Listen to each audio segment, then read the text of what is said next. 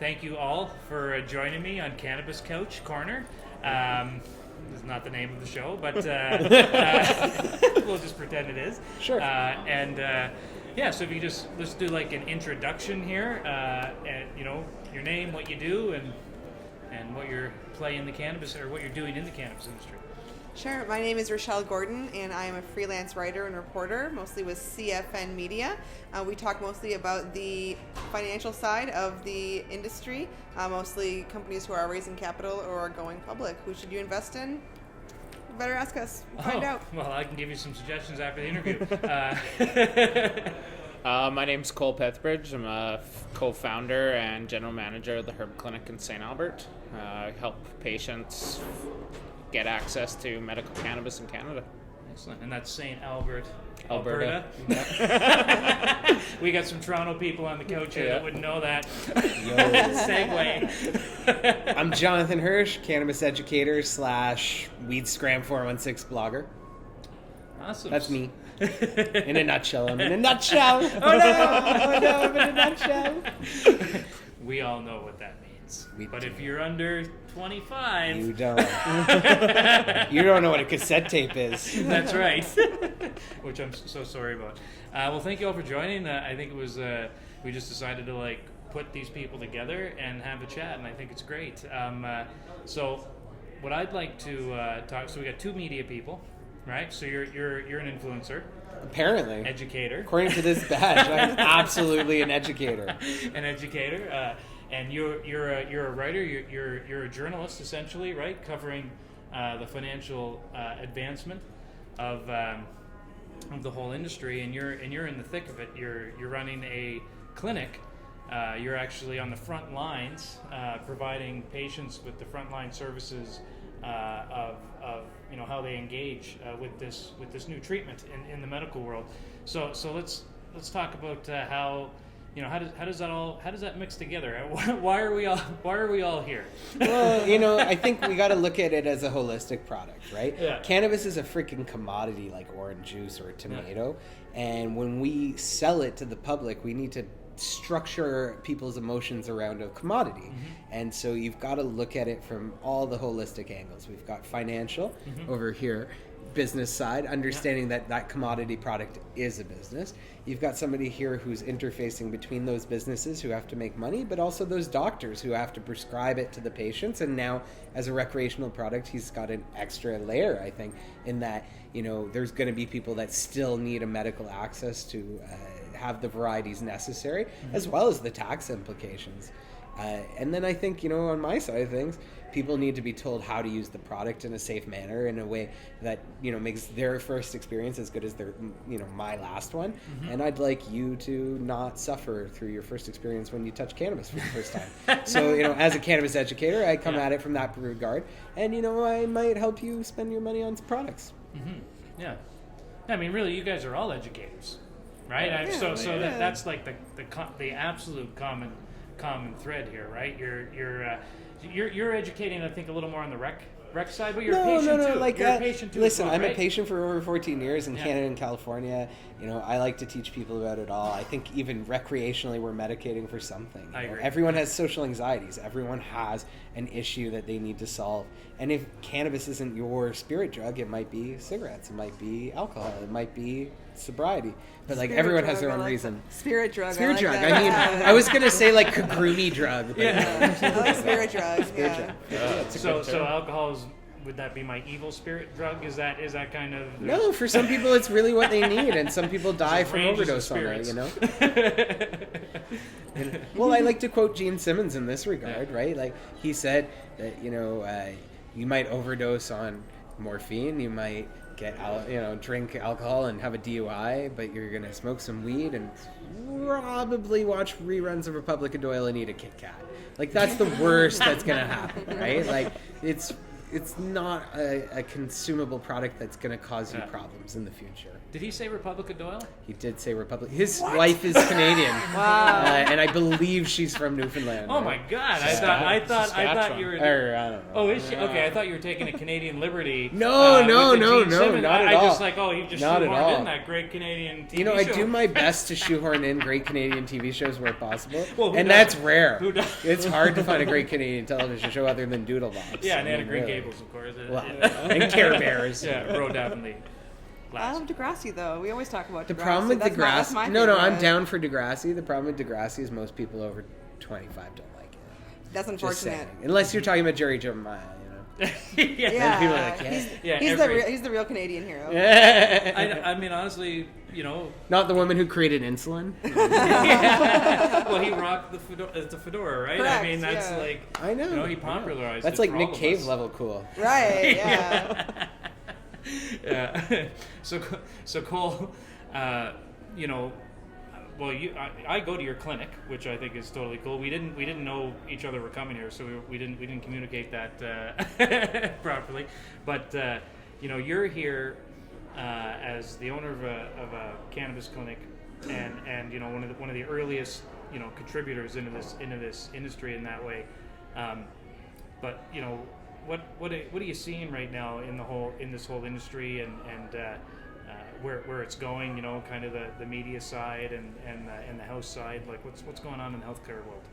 The healthcare side of it's a little tricky right now, especially with the opening of the recreational market. Supply is definitely an issue for a lot of patients.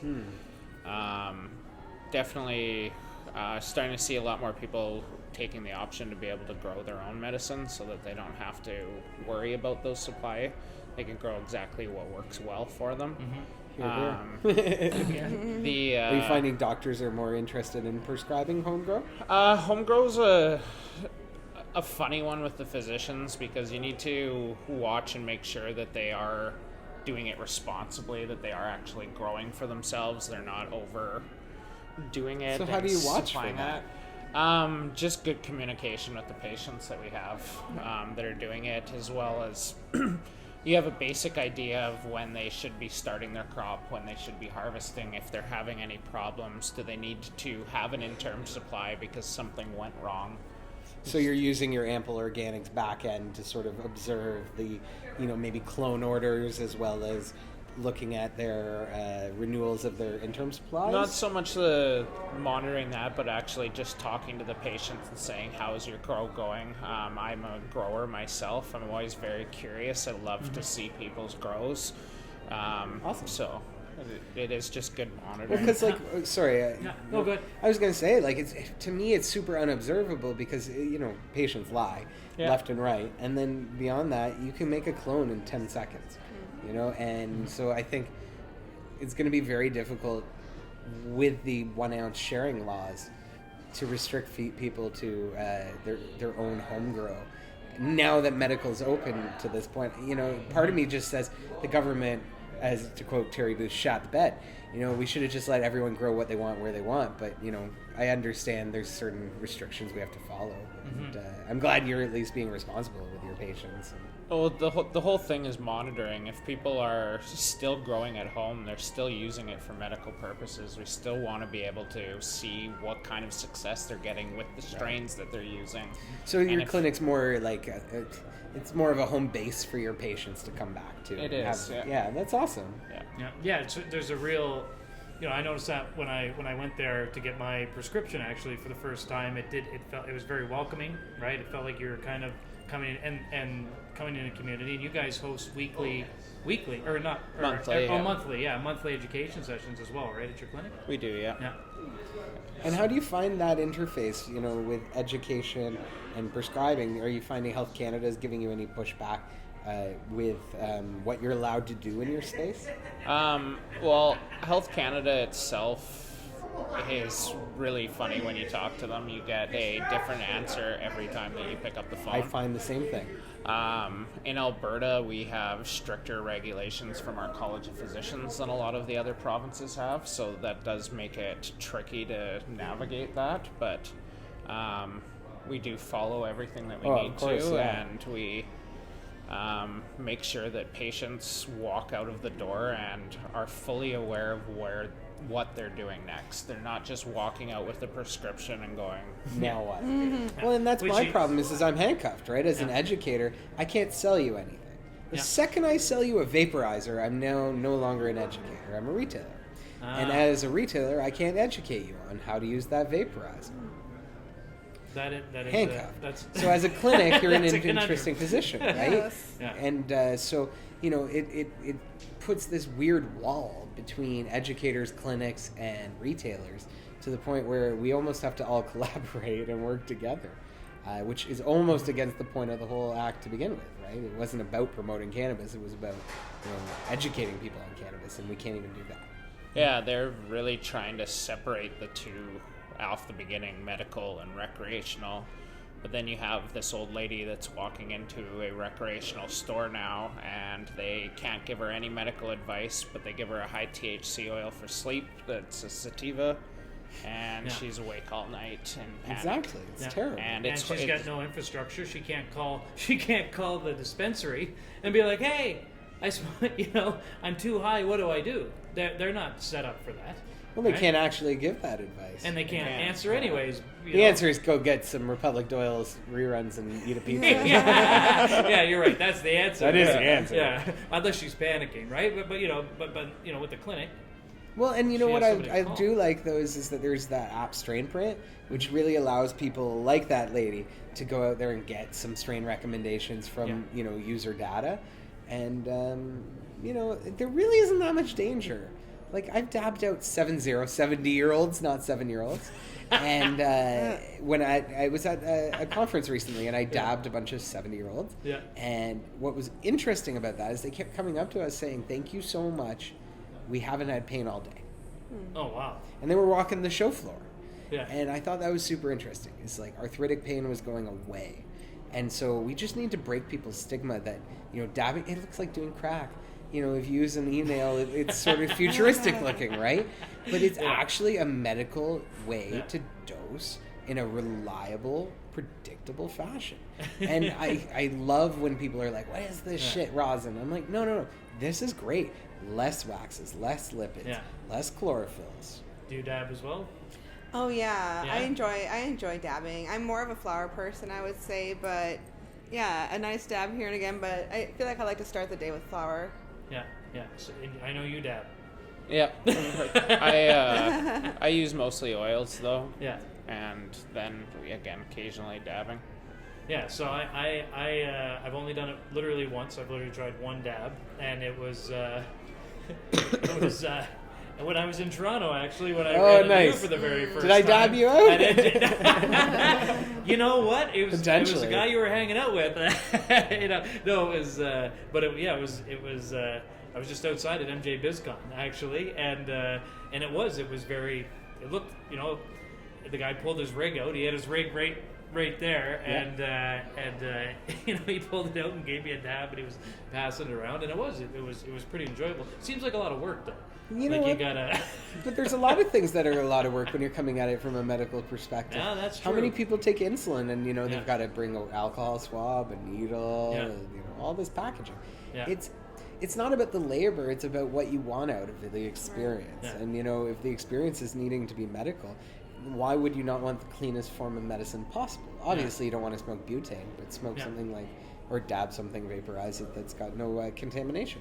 Now I know you probably have a blog or a vlog that goes over this, but can you explain, or anybody who wants to jump in here, kind of explain what dabbing is and why you like it as a patient and kind of the whole process? Well, dabbing is old school hot knives. Yeah. But done in a way that's clinical and Well, clean. that's a good way. That's Yeah, You know, hot you're not- knives. I was just thinking about hot knives the other day. I was like, I miss man, that. part of me, I was like, I don't miss it, but I do. Maybe it's so old dabbing school is hot the new knives. hot knives. Like It's like cleaner hot knives. You're Yeah. not inhaling the fumes off your stainless steel, cookware.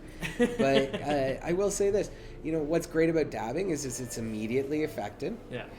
It lasts shorter periods of time. So if you're looking to medicate quickly for Mm-hmm. chronic pain, let's say, it's super useful. And then what's great about it is it's cleaner medicine depending on how the concentrate was made. Yeah. And there are other ways to dab aside from just using a large blowtorch and a banger. I mean, like they're like. So you don't have to have the... No, not at all, not at all. Products like the dipstick vape and the Puffco Peak have made dabbing a lot less scary for especially novices who might see the 100%. blowtorch and. So and there's an old school way to do it. Dab units? Yes. There's an old school I way have to just do it a little cheaply. pen that I use too. those That are you like can just put it in. shatterizers. Yeah, shatterizer. Yeah. And it's a lot nicer because you can take just a small draw off of Yes. it. Yeah. And I know the one thing about dabs is that it is very easy to overdo it. Well, but overdoing is. it just means shutting down your Shutting down THC your system. receptors. Exactly. Your yeah. THC But receptors for a will new stop for a uptake. new person as well, like using the torch and everything, a pen is definitely Oh, 100%. going to be a lot easier. And for if you're somebody trying to than- do a bunch of dabs amongst friends and don't want to invest in a dab rig, all you got to do is get yourself a hookah coal and a straw. Yeah. Throw some of the concentrate on the hookah coal, and a that's little it. bit easier, yeah. So what makes so dabbing is the best way to take clean advantage of a nice cannabis concentrate. Now what makes a great cannabis concentrate? If you want to come from a medical or recreational side, what do you guys look for when you look for a nice Color, first of all, is what I always look for. If I see it, like the clearer it is, the better. Yeah. And anytime I see anything darker, I'm kind of like skeptical immediately. So darker means older material. It means it's probably got spider mites in it. People remember, when you're making oil, you're upcycling the worst for the best. It's turning crap into gold, right? Yeah. So you're taking your worst, stalest, moldiest material and you're upcycling it. Now, when you're getting rosin, the way you know that it's going to be high quality is generally you can't upcycle with rosin. Unless it's quality in, quality out. Unless you're going to make bubble hash out of all your trim and then press your bubble hash and get 10% returns. Yeah. You're pressing great flour. So rosin's a bit more discerning. More flavors. I mean, I personally, if it tastes like plant material, that's not good, but you don't want it to taste like chemicals either. But I also don't like these flavored ones. I understand that some The of them fake it's terpenes? like, yeah, the fake The terpenes. fake terpenes. Yes. That's like a big thing. Ugh. Well, they're terpenes, but they're just the added. They just It's add synthesized. it in. Yes. Synthesized, and they add it in to you can taste it though. Yeah. You can taste Gross. that it's fake and it's been added in there. When you hit your pen and it tastes like watermelon Yeah. or blueberry. Yeah. Like, Yeah. Yeah, not but a like thing. you can do an experiment for yourself. Go out and buy one of those like e-cig pen vape liquids Yeah. and mix some hash into that, and you can make your own vape pens if you really want the flavor. Yeah. Save yourself $60. Right. Yeah. No, I've never don't think I've ever smoked cannabis because I wanted it to taste like strawberry. Sometimes I want. No, I've smoked no, cannabis called sometimes. Strawberry Rocket. How was it? Well, I think they put fake strawberry in it. No, they're That was probably it. putting I- Tasty or Grow it into was the grow. Paper. It might have been the paper. It was a Oh. pre-roll. But have you ever heard Tasty Grow grown weed? What No, is no. that? So Tasty back in the Grow? day, it was like, when PGRs were a thing, you would get this like sweet liquid you would put into your feed, and Yeah. it would uptake a flavor into your cannabis. So if you ever tasted that like strawberry cannabis or whatever, or blueberry cannabis, and you're like, this really tastes like blueberry, and not like a banana yeasty flavor, Yeah. that's usually Tasty Grow. Oh wow. Yeah. Learn something new every day. Man, those that's awesome. biker gangs had it down. Yeah, the government. I don't think you're going to see Tasty Grown Health Canada regulated weed. It's Really not more than anything other than molasses is mixed with whatever the flavoring agent would have been. Yeah. So Squeezing blueberry and molasses. And you never know, man. You never know. Put it in your soil, right? So how's you're a journalist essentially, and you cover a lot of finance in the whole cannabis industry. How do you keep up with that?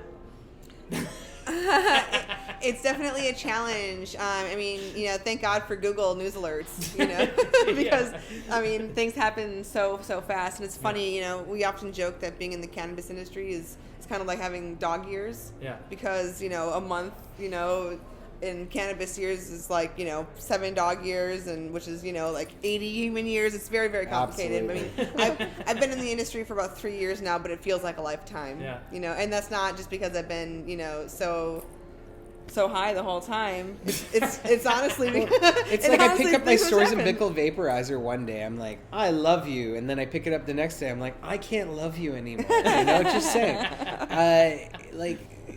Things change day to day, and not necessarily for the better, but sometimes for the better. Yeah. Things are just changing. Yeah. Every single Every day, single man. day. Every day. Every day. Yeah, I find, and you can correct me if I'm better than anyone, but I find there's a lot of impatience in this industry.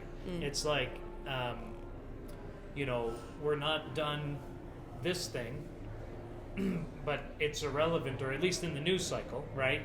That's old news now. Now cannabis is doing this. But this other thing that we just left behind yesterday is literally a globally changing phenomenon, right? Mexico That we're legalized looking at. cannabis. Yeah, absolutely. So did we. Yeah. But that was gone within 24 hours, right? NBD. And then the next day, it's like, tobacco company. What do you think of that? Let's talk about that as a journalist yeah. Well, in the industry. This is the biggest financial thing that just occurred in our whole industry. $2.8 billion from Atria, the largest cannabis company in the world, into Cronos. So what is that like in the financial? We weren't. No one was surprised. Yeah. By this investment. I mean, Big Alcohol has had now have their hands in it with the Constellation Brands, $4 billion into, is it Aurora or Canopy? I can't remember. Canopy, right? So Voldemort. And so everyone, no one was surprised, I think, by this move.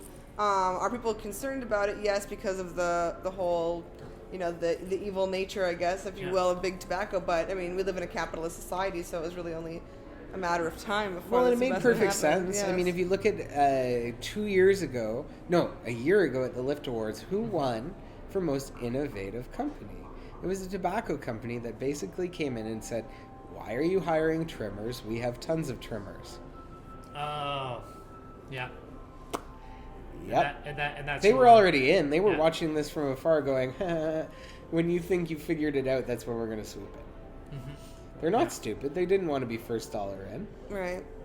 Yeah, no, absolutely. I mean, from a business perspective, I completely agree with that. And to me, especially coming in dedicated, to the health and wellness side of the industry, I kind of look at a tobacco company, I more like to call it a nicotine company, right? Because really it's not, really it's all about the nicotine, and we're seeing that with the e-cig epidemic right now that's kind of spread across the youth in Canada and North America, right? It's all about the children. The youngins. I was young once. Oh, no. We used to walk uphill 2 ways.